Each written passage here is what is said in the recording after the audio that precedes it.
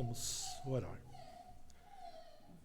Nós te louvamos, Senhor, te damos graças, porque podemos estar reunidos, ó Deus, em Teu nome, porque em Teu nome, Deus, os nossos pecados foram perdoados e porque essa maravilhosa graça, Deus e Pai, atua em nossos corações. Nós queremos te agradecer, ó Deus, e pedir a Tua bênção também sobre a vida do Teu servo, que estará trazendo o estudo de hoje. Que a Tua bênção, a Tua graça, o Teu Santo Espírito possa estar ajudando, Deus, para que nós possamos aprender mais do Senhor e sermos alimentados com a Tua palavra. Em nome de Jesus nós oramos. Amém. As crianças até 7 anos podem ir lá para a sala do...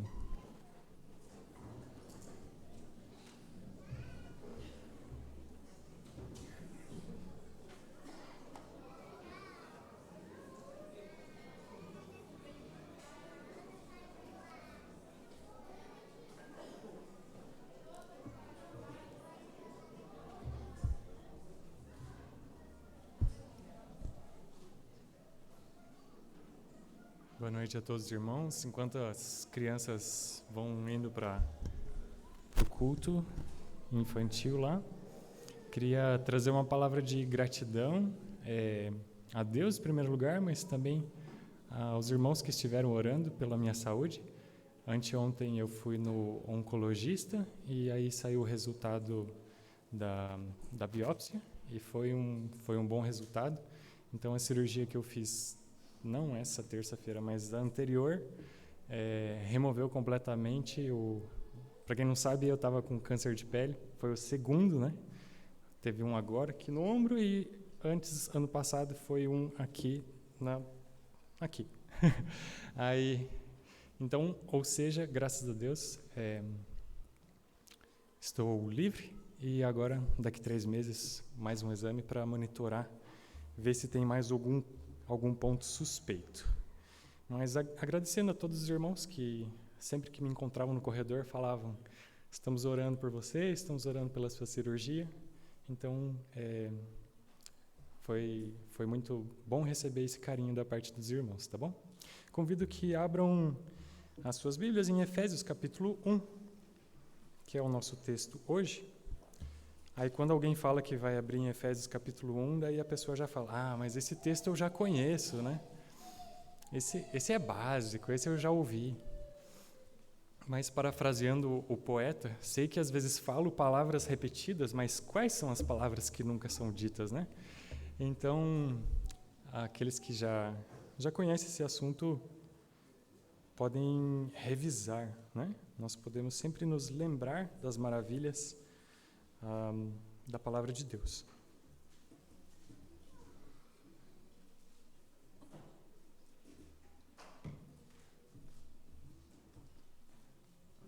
Efésios capítulo 1, versículos 3 a 14.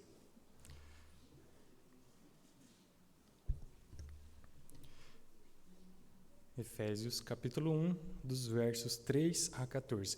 Bendito seja o Deus e Pai de nosso Senhor Jesus Cristo, que nos abençoou com todas as bênçãos espirituais nas regiões celestiais em Cristo.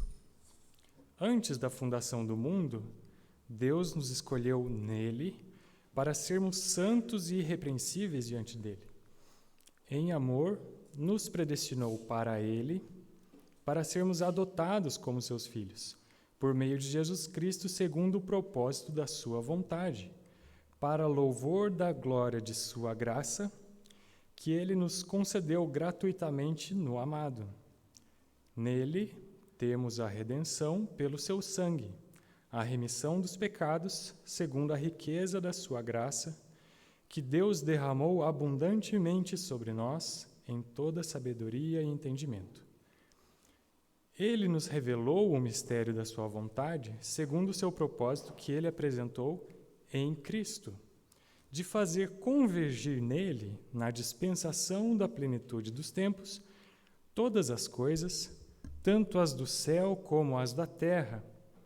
Em Cristo também fomos feitos herança, predestinados segundo o propósito daquele que faz todas as coisas conforme o conselho da sua vontade, a fim de sermos para louvor da sua glória, nós, os que de antemão esperamos em Cristo.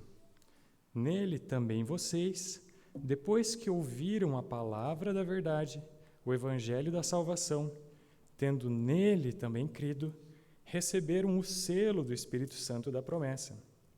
O Espírito é o penhor da nossa herança, até o resgate da sua propriedade, em louvor da sua glória. Como que a justiça de uma pessoa pode se tornar nossa? Por exemplo, Joãozinho está num tribunal e ele é culpado. E Zequinha também foi para esse mesmo tribunal, mas ele é inocente. Como que a justiça do Zequinha pode ser atribuída ao Joãozinho? Não pode. Como que a santidade de uma pessoa pode ser transferida para outra pessoa? Será que se a gente apenas colocar essas pessoas lado a lado, essa santidade vai passar ali magicamente? Não vai. Se nós temos duas pessoas, vamos dizer assim, a Mariazinha e ela está viva, mas temos ali a Josefina e ela está morta. Será que é possível a Mariazinha transferir a vida dela para a Josefina, que está morta? Não é possível. Se nós temos uma pessoa que é digna de uma honra ou de uma glória, vamos dizer assim, que ele fez feitos muito notáveis. Então vamos chamar essa pessoa de, sei lá, Pelé. Pelé fez, o maior jogador. E tem uma outra pessoa, sei lá, Mateus, que é um perna de pau, assim, que não sabe jogar futebol nem um pouco. Será que eu posso ter alguma coisa dessa honra e dessa glória? Eu não consigo capturar essa glória para mim. Não tem jeito. Guardem essa pergunta aqui, que mais tarde a gente responde. O livro de Efésios ele foi escrito quando Paulo estava preso para a igreja que ele plantou naqueles 2 anos que ele esteve em Éfeso. Ali, quem está estudando no grupo pequeno foi em Atos 19. Éfeso era uma cidade rica, uma cidade portuária, importante. Na verdade, dizem que ela chegou até a ser a segunda mais importante, só perdia para Roma. Chegou até, os arqueólogos ali acharam indícios de que ela chegou a ter 400 mil habitantes naquela época. E Paulo escreveu quando ele estava ali na prisão em Roma, que é o que a gente vai estudar agora em Atos 28. E tem 2 temas principais. Primeiro, que Cristo reconciliou toda a criação consigo mesmo e com Deus. E segundo, que Cristo uniu as pessoas de todas as nações a si e uns aos outros em sua igreja. E essas grandes ações foram cumpridas por meio do trabalho das 3 pessoas da Trindade, Deus Pai, Filho e Espírito Santo. E são reconhecidas e recebidas somente pela fé, por meio de sua graça. E à luz dessas grandes verdades, os cristãos devem viver a vida como um tributo de gratidão ao seu grandioso Senhor. E aqui no texto de hoje, nós temos um poema em estilo hebraico.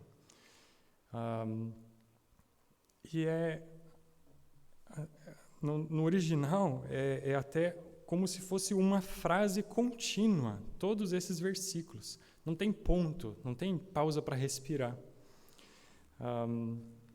E esse texto fala sobre a grande obra redentora de Deus, Pai, Filho e Espírito Santo, no passado, no presente e no futuro de seu povo.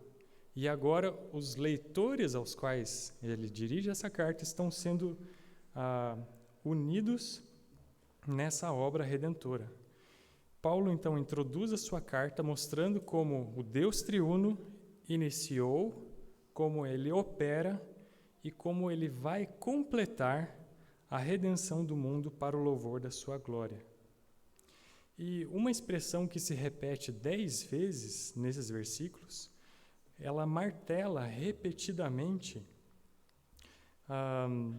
cada um dos benefícios que nós temos da parte de Deus nos é atribuída em Cristo. Em Cristo, nele, em Cristo. Isso é repetido diversas vezes. Acho que eu até destaquei aqui para que vocês encontrem. Em Cristo é um lema de Paulo, não apenas aqui, mas em toda a sua obra, em outras cartas também. E essa ênfase para nós estarmos em Cristo, ou expressões similares, né, ou sinônimos, é porque, de fato, tudo o que temos como cristãos, temos em Cristo. E não é que o grego não tivesse outras preposições que pudessem ser usadas. Existiam alternativas. Poderia ser utilizado ao lado de, sob, indo para, ao redor. Existem outras preposições. Mas ele usa em, que é literalmente dentro de. Então, a centralidade da nossa união com Cristo não pode ser subestimada, porque a salvação é a história dessa união em Cristo. É uma união inseparável com Cristo desde a eternidade passada, antes da fundação do mundo. É uma união com Cristo na sua morte e ressurreição, lá naquela sexta-feira, no Gólgota, há uns 2000 anos atrás. E é uma união que é aplicada hoje, no tempo presente, quando o cristão passa a experimentar essa salvação. E os teólogos chamam essa união até mesmo de união mística com Cristo. Calma, calma, calma, não precisam sair correndo pela porta achando que o Mateus está pregando heresia. Mas é um termo que teólogos usam. Não que eu estou defendendo o misticismo, só apenas que alguns usam esse termo, união mística com Cristo. Calvino, quando ele começou a introdução do seu terceiro livro, que vai abordar a redenção, ele disse, nas palavras introdutórias: portanto, para que compartilhe conosco aquilo que recebeu do Pai, ele precisa tornar-se nosso e habitar em nós. Como que seria, então, essa união com Cristo? Temos alguns outros versículos que nos ajudam a entender melhor. Em Mateus 28, 20, quando Jesus estava prestes a subir, ele disse aos seus discípulos que a sua presença não estaria apenas necessariamente ligada ao período que ele estava encarnado aqui na terra, mas ele disse: eis que estou convosco todos os dias até o fim dos tempos. Então, a presença de Cristo conosco é uma realidade concreta. A fé cristã não é apenas mais uma religião, mas é, em essência, um relacionamento entre uma pessoa e Jesus Cristo. na última ceia, em João 14:20, ele disse: naquele dia vocês saberão que eu estou em meu Pai, que vocês estão em mim e que eu estou em vocês. E continuou no versículo 23, se alguém me ama, guardará a minha palavra, e o meu Pai o amará, e viremos para ele e faremos nele morada. Então, ele traz essa ideia de uma habitação, de uma casa. E dentro das nossas casas, nós vivemos aquelas vivências mais íntimas que a gente tem. Nós compartilhamos a nossa vida com as pessoas mais próximas, com aqueles que são mais queridos da gente. E é ali o lugar do mais profundo amor. E Cristo usa isso para dizer que ele habita em seu povo e mostra a profundidade da nossa união com ele. No Antigo Testamento, Deus mostrou a sua presença no templo. Mas agora, os cristãos podem se maravilhar com essa realidade de que são eles mesmos a habitação permanente de Cristo. E no capítulo seguinte, João capítulo 15, Jesus usa o exemplo da videira e dos seus ramos para mostrar uma união orgânica, vamos dizer assim, com Cristo. Com ele sendo a fonte da vida espiritual, assim como os ramos dependem e recebem a nutrição que precisam para viver e gerar frutos do tronco. Em Colossenses, capítulo 1, 18, agora ele usa a metáfora do corpo humano, dizendo que ele é o nosso cabeça quando compara a igreja com o corpo de Cristo. Então, Cristo é aquele que lidera, direciona, guia o seu corpo, assim como a cabeça comanda os membros. E está intimamente conectado.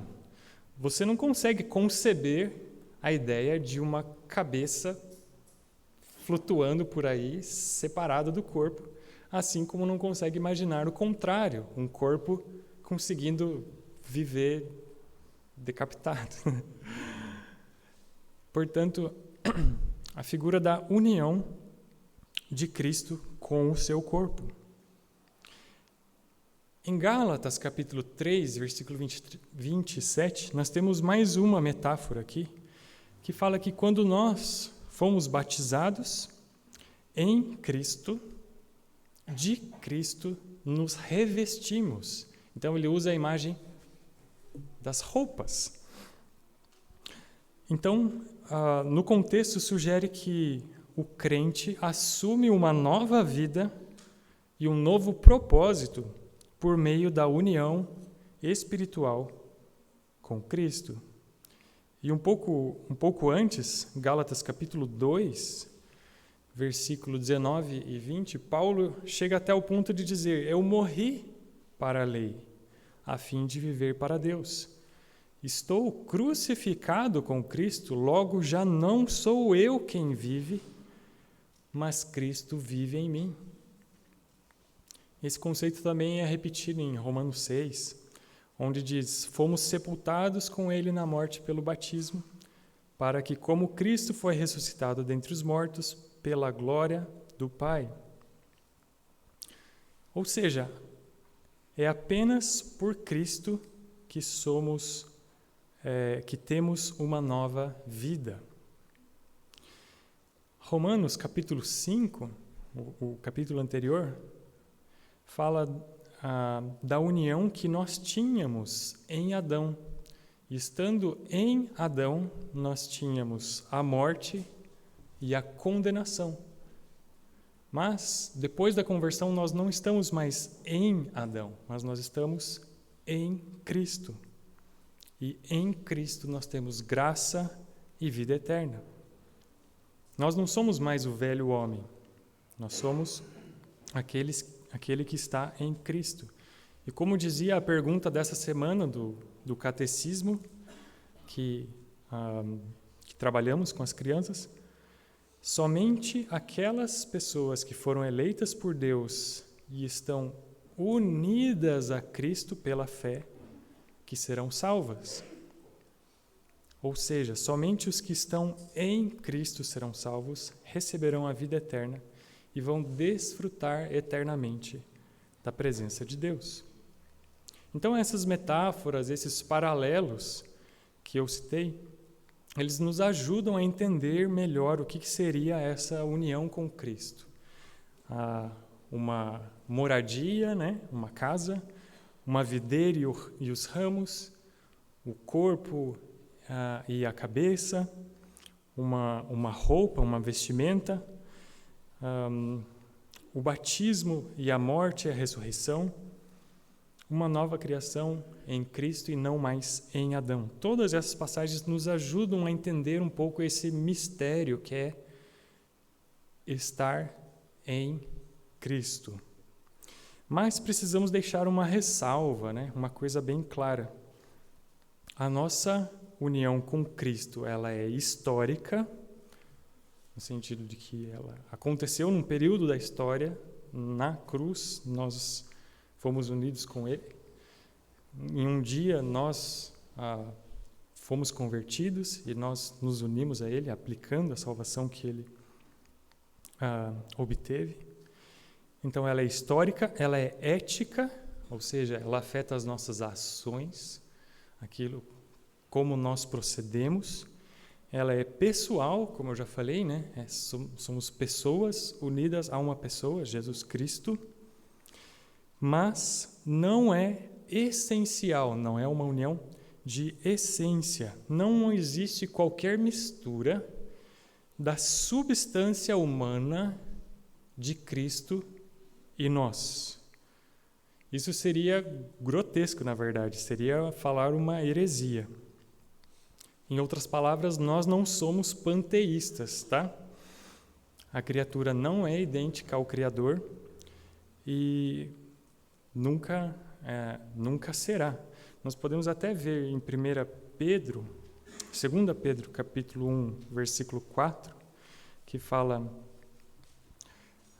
que nós nos tornamos coparticipantes da natureza divina, e não é errado traduzir como coparticipante, mas a palavra no grego ali é koinonos, que é a mesma palavra que a gente usa para falar koinonia, né, a comunhão da igreja. Então nós temos comunhão com Cristo. Sim, até esse ponto tudo bem.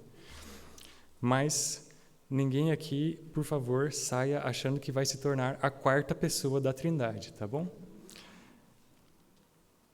Então Cristo, ele se une a nós por meio de um laço que é inquebrável e cresce mais e mais por meio de uma comunhão maravilhosa, até que se torna completamente um conosco.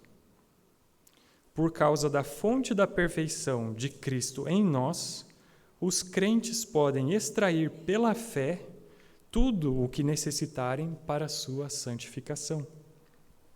O Cristo encarnado é a fonte da qual seu povo deriva vida e poder. Essa união é um dos grandes mistérios do Evangelho, mas negá-la seria cortar pela raiz toda a obra da redenção. Da mesma maneira que nós jamais vamos compreender o mistério da encarnação de Deus, Deus se tornando homem, essa é uma doutrina que nós nunca vamos conseguir compreender 100%. Ou jamais vamos conseguir compreender 100% a doutrina da Trindade. Simplesmente é algo que excede a nossa capacidade de compreensão. Da mesma maneira, nós nunca vamos conseguir entender exaustivamente, totalmente, esse mistério de que o Filho se uniu a si mesmo com os que nele creem, de forma que podemos desfrutar da sua comunhão eternamente, pois somos realmente, verdadeiramente unidos, espiritualmente e corporalmente, ao Cristo encarnado, crucificado e ressurreto. Como que essa união atua na redenção? A união com Cristo é o eixo, então, em volta do qual giram todos os outros aspectos da salvação. Aquelas perguntas que eu fiz no começo, aquela provocação, como que a justiça de Zequinha, que é inocente, pode ser transferida ou imputada para o Joãozinho, que é culpado? Não pode. Mas como que o Mateus pode ser considerado justo se Jesus é quem é justo e o Mateus é quem é o culpado? O Joãozinho não pode ser justificado pela justiça que há em Zequinha, porque eles são dois. Mas o Mateus pode ser justificado pela justiça que há em Cristo, porque Mateus está em Cristo. Como que a santidade de alguém pode ser transferida para outro? Não pode. A pureza de alguém não é contagiosa. Mas o Rafa, por exemplo, ele não está ao lado de Cristo. O Rafa está em Cristo. Portanto, da mesma maneira que a cabeça não pode ser separada dos membros, assim nós estamos intimamente ligados a Cristo, de maneira que a nossa culpa foi lançada sobre ele e a sua santidade nos é infundida. Como que a vida da Gessiane poderia ser transplantada para a vida, sei lá, da Sara? Se uma está viva e a outra está morta. Não é possível. Mas a nossa união é o motivo pela qual a ressurreição de Cristo se faz nossa. Como que a glória de fulano, que é digno dela, poderia ser vivenciada por Beltrano, que é totalmente indigno? Não é devido, não seria justo. Na verdade, não teria jeito. Mas, devido à nossa união com Cristo, eu posso dizer que eu sou do meu amado e ele é meu. E assim como a esposa tem direito às coisas que o seu marido tem, nós temos o mérito de Cristo e o seu Espírito, e a sua justiça, e a sua vida. Nós temos posse de tudo isso em Cristo, porque Cristo e o crente não são dois, mas um. Então, a união com Cristo é o fundamento para a imputação da justiça de Cristo aos crentes. A união com Cristo é a causa de todas as outras graças que um crente recebe. Daí derivam a nossa adoção, a nossa santificação, perseverança, ressurreição, até mesmo a glorificação. Como disse John Owen, a união com Cristo é a primeira e mais importante graça no que diz respeito à causa e à eficácia. Martinho Lutero disse: mas no que diz respeito à justificação, Cristo e eu devemos estar tão intimamente ligados que Ele viva em mim e eu nele. Que maneira maravilhosa de falar, disse Lutero, porque Ele vive em mim. Qualquer graça, justiça, vida, paz e salvação que haja em mim é tudo de Cristo. No entanto, é meu também, pela cimentação e apego que são por meio da fé, pela qual nos tornamos um só corpo no Espírito. Então é como se nós estivéssemos cimentados por meio da fé. Isso nós vemos no texto ali de Efésios, capítulo 1, versículo 3 a 12. Vejam ali. Bendito Deus e Pai, que nos abençoou com todas as bênçãos espirituais em Cristo. Ele nos escolheu para sermos santos e irrepreensíveis. Aí nós temos santificação. Ele nos escolheu, né? Já estava pulando essa. Ele nos escolheu, ele nos predestinou. Então nós temos a eleição. No versículo 5, para sermos adotados como seus filhos. Nós temos a doutrina da adoção. No versículo 7, nele temos a redenção pelo seu sangue, a remissão dos pecados. É a doutrina da justificação. Mas como que começa o versículo 7? Nele. No versículo 9, ele nos revelou o seu propósito segundo apresentou em Cristo.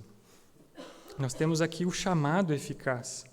Versículos 10 a 12, nós temos ali a glorificação. Nós que estamos em Cristo.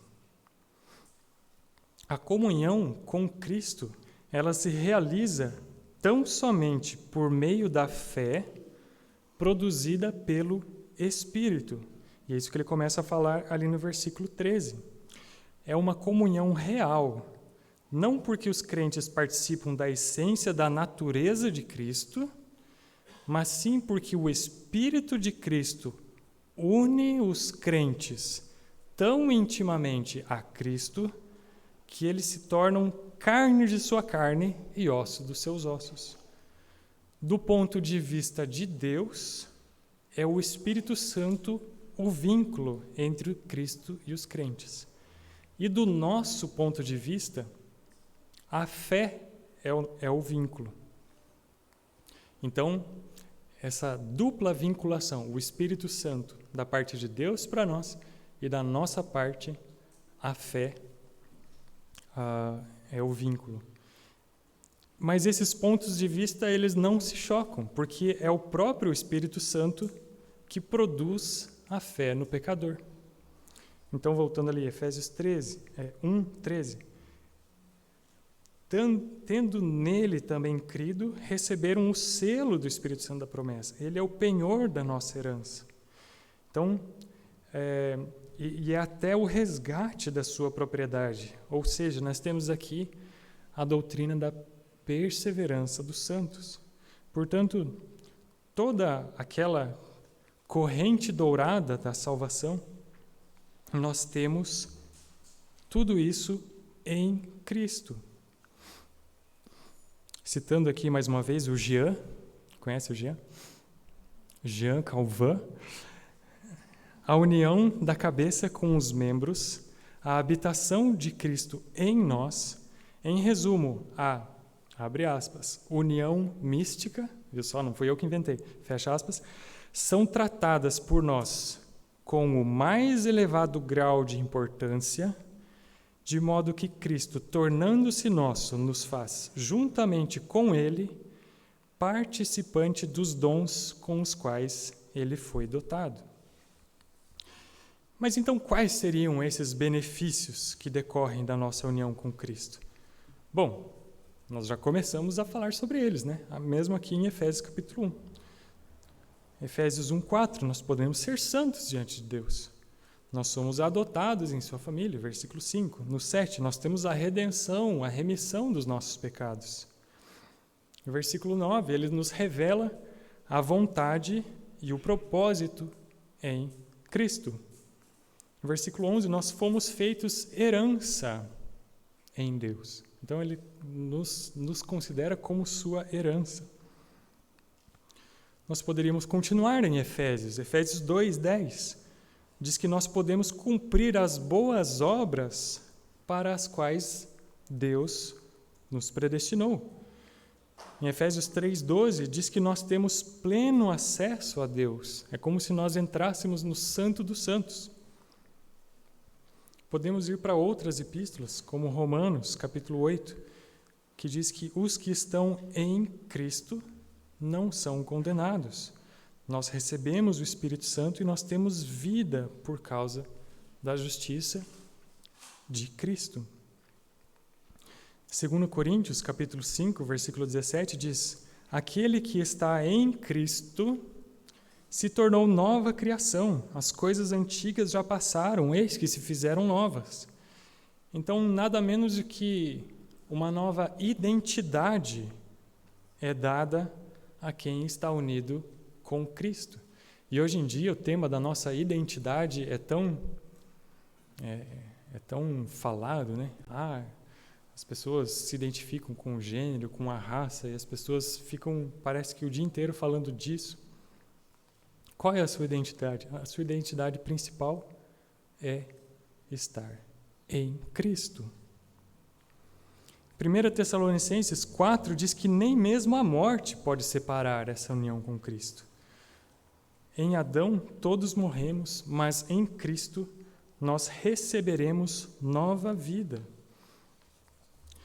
E nós poderíamos continuar. Existem muitos e muitos outros benefícios.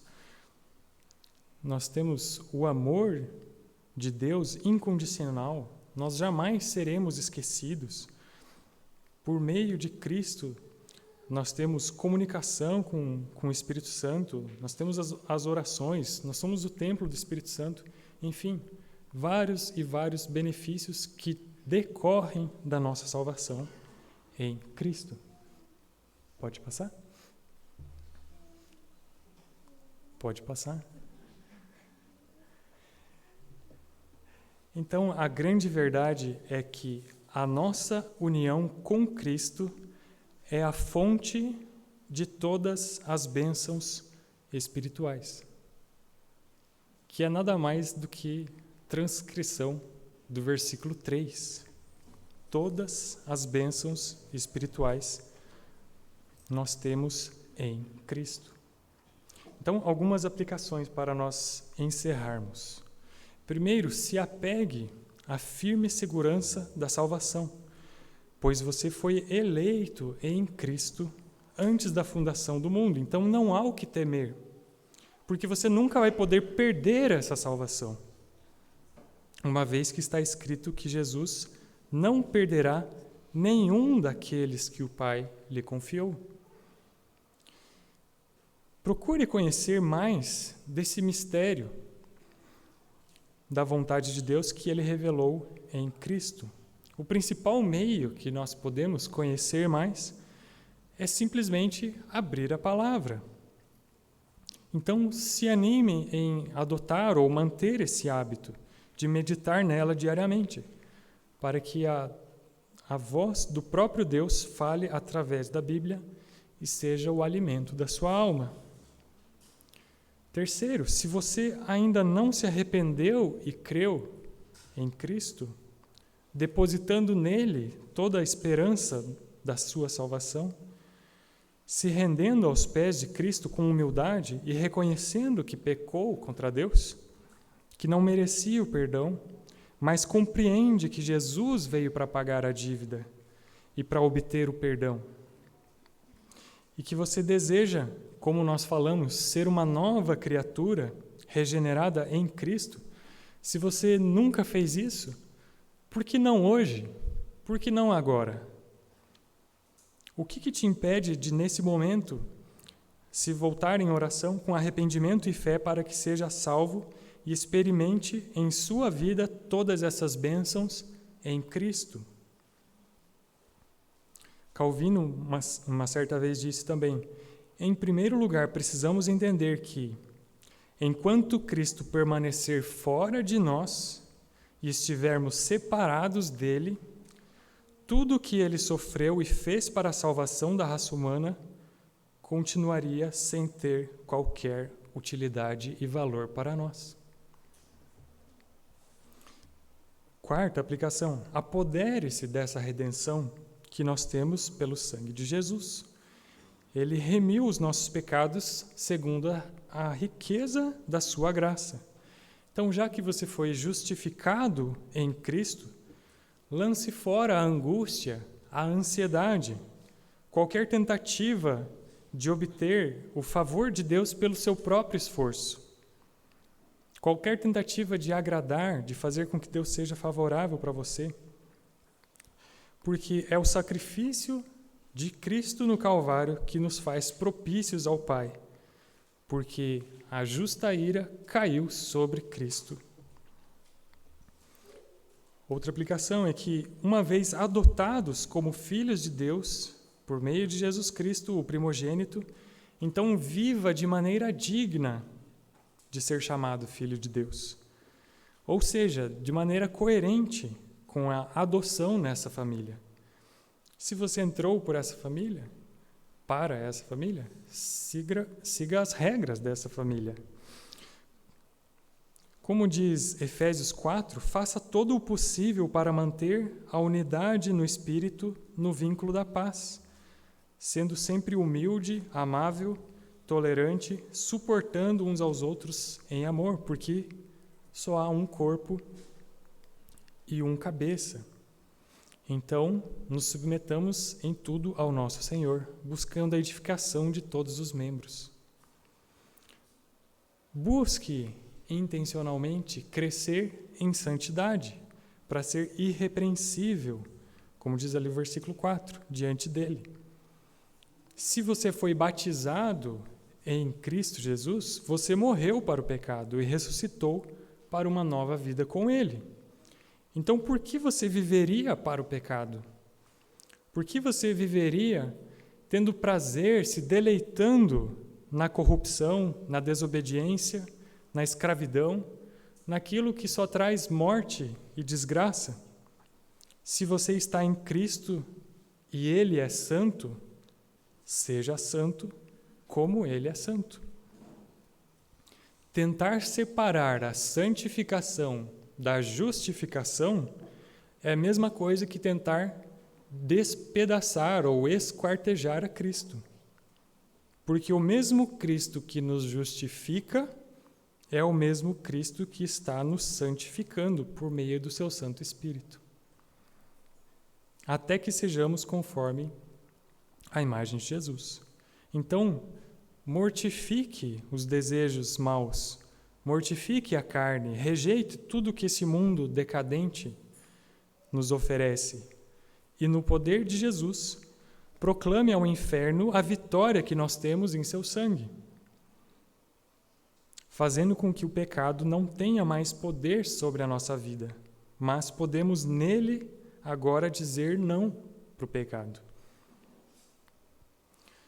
Não cansem, não desanimem, mas corram com perseverança a carreira que nos está proposta, olhando para o autor e consumador da fé, Jesus, que suportou a cruz e tamanha oposição dos pecadores contra si mesmo. Já que estamos em Cristo, nós também precisamos nos identificar com os seus sofrimentos e a vergonha e a oposição que ele sofreu. Nós precisamos carregar a nossa cruz também. Pensando que se com ele morremos, também com ele reinaremos. Então, o sofrimento do crente pode, dessa maneira, ser visto positivamente. Porque quando nós tomamos sobre nós o morrer de Cristo, mais semelhantes ficamos com ele. Então, não considere as aflições como motivo para viver entristecido, ou amargurado, ou sobrecarregado.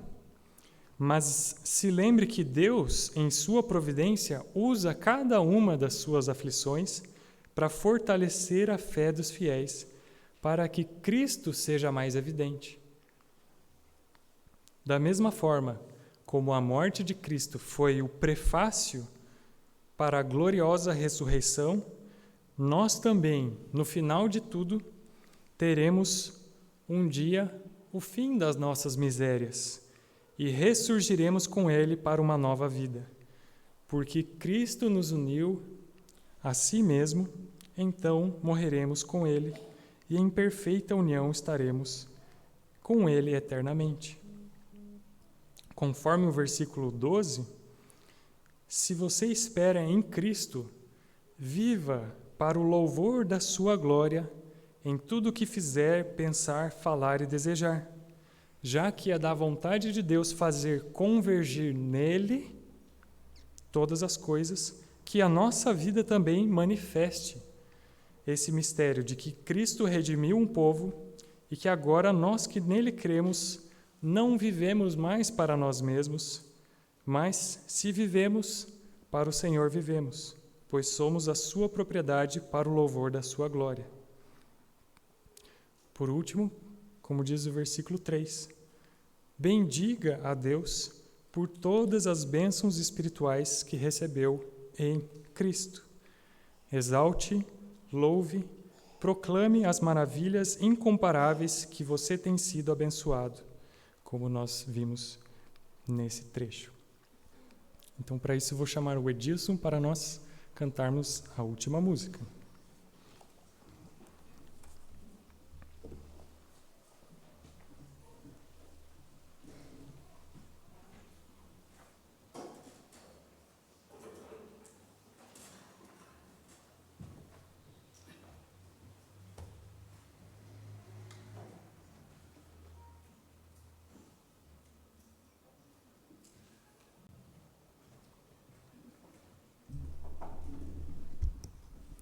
Queridos, vamos nos colocar de pé.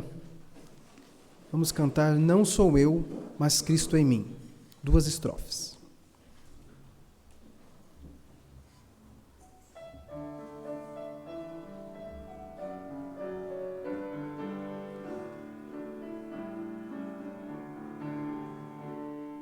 Ó, que presente é Jesus o Cristo, e nada mais preciso receber, e nele eu sou contente, justo e livre. O seu amor profundo satisfaz. Minha esperança é Jesus o Cristo, pois só nele tenho vida, enfim. Ó, com grão a cantar e afirmar, ele é meu, não sou eu, mas Cristo em mim. Não há temor, pois já fui perdoado. O preço já pagou. Ele sofreu, morrendo em meu lugar, e ressurgiu, venceu a morte. O meu pecado já foi derrotado. Hoje e sempre Cristo é meu Rei. Sem correntes eu posso cantar, livre sou, não sou eu, mas Cristo em mim. Amém.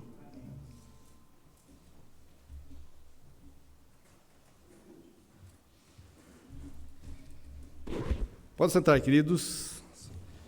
Quero agradecer ao Edilson por estar dirigindo hoje o culto. O Léo está lá no sertão do Ceará, está voltando hoje, vamos lembrar dele em oração também. Agradecer ao Mateus, que pôde estar pregando nesta noite, pela palavra que trouxe também, e a presença de cada um dos irmãos que estão conosco aqui. É muito bom vê-los. Acabei de chegar de viagem, por isso estou nesses trajes todos aqui, estava com vergonha de chegar aqui na frente, mas é uma alegria estar com vocês e cultuar ao Senhor juntos aqui. E eu quero lembrar, então, alguns avisos aqui. As fotos estão na sequência aqui já? Então, põe as fotos ali para a gente. Nós estivemos esse final de semana com alguns irmãos do grupo do treinamento ministerial da igreja, estávamos em 8 pessoas, ali na Igreja Batista Redenção, em São Paulo, na zona norte de São Paulo. Estivemos ontem à tarde lá, saímos aqui de manhã, chegamos por volta das 3 e pouquinho lá, e estivemos reunidos com o pastor Marcos Granconato. Era a foto anterior ainda. Tivemos um tempo com ele de 2h30 de conversas. Ele esteve contando para a gente ali como foi o ministério dele, os desafios, o começo, tudo como é que foi a vida dele. Foi bem bem produtivo e conhecer este servo do Senhor que tem servido naquela igreja por 26 anos, já se não estou enganado, nessa Igreja Batista Redenção. Então estivemos com ele, esse aqui é o nosso grupo. Aí hoje de manhã estivemos ali de novo, participando da escola bíblica dominical com eles, e assim que acabou, um grupo veio embora e outros foram deixados para trás. Estou brincando. Eles ficaram para participar hoje à noite no culto na Igreja Batista Nova Vida, em Barueri. O pastor esteve pregando lá, deve estar voltando, se já não saíram, deve estar saindo de lá para chegar aqui no começo da madrugada. Então, vamos lembrar dele em oração também, desses irmãos que estão voltando. A viagem para a gente foi muito boa, de ida e quanto de volta. Foi uma viagem bem gostosa mesmo. Cansativa, mas foi bem boa, porque não tivemos nenhum imprevisto. A Regis Bittencourt geralmente tem, né, alguma coisa, mas dessa vez, graças a Deus, foi muito bom o tempo ali. Então, volta para os avisos, calendário anterior ali, só alguns avisos aqui, nesse sentido, para os irmãos estarem lembrando. Deixa eu só abrir aqui, que eu marquei, para não esquecer nada. Teminha esteve lá em São Paulo.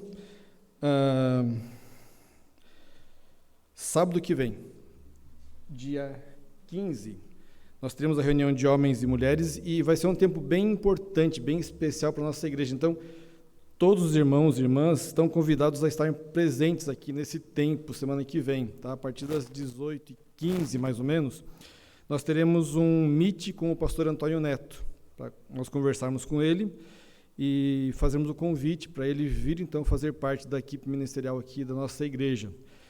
Então, é bom que você venha participar desse momento, para estarmos ali. Se tiver alguma pergunta para fazer para ele também, a gente vai ter esse tempo, tá, de perguntarmos algumas coisas para ele e conversarmos. Tem um tempo bem gostoso ali, porque na outra semana, no dia 22, teremos a Assembleia, que também é importante demais que você que é membro da igreja venha participar dessa Assembleia.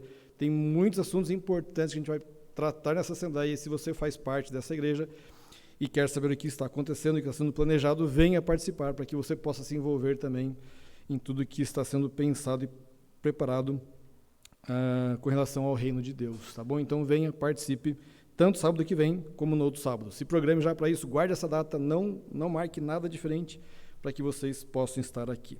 Joia, queridos? Então, outro assunto, só para encerrar, nós tínhamos comprado algumas Bíblias. Tem várias dessas aqui ainda, para quem enxerga bem, para quem é jovem, enxerga tranquilamente, essa Bíblia é muito boa. Temos a letra grande agora, que alguns pediram, né? Então faltou, comprei só 10, minha fé foi pequena ali, comprei 10, agora tem mais 20, tá? Já vendi algumas hoje. Tem da letra grande e tem da gigante, se você enxerga um pouquinho menos, né? Tem 8 dessa aqui já, tá bom? Se você quiser, tem ela. Para mim, nem a super gigante resolve. Eu vi no seu Júlio, tem uma lá, para mim, bem sem óculos, não enxergo na super gigante, tá feio o negócio aqui. Mas você tem essas opções agora também, tá bom? Então, a gigante, R$ 70, essa grande, 50, e a pequenininha, 20, tá bom? Então, você tem essas opções agora na nossa igreja também. Aqueles que tinham pedido, chegaram, estão disponíveis as Bíblias aqui, tá bom? Acho que é isso. Vamos orar, então, encerrando este culto. E que Deus abençoe a nossa semana e dirija nossos passos. Vamos orar. Nosso Deus, como é bom estarmos reunidos como igreja do Senhor Jesus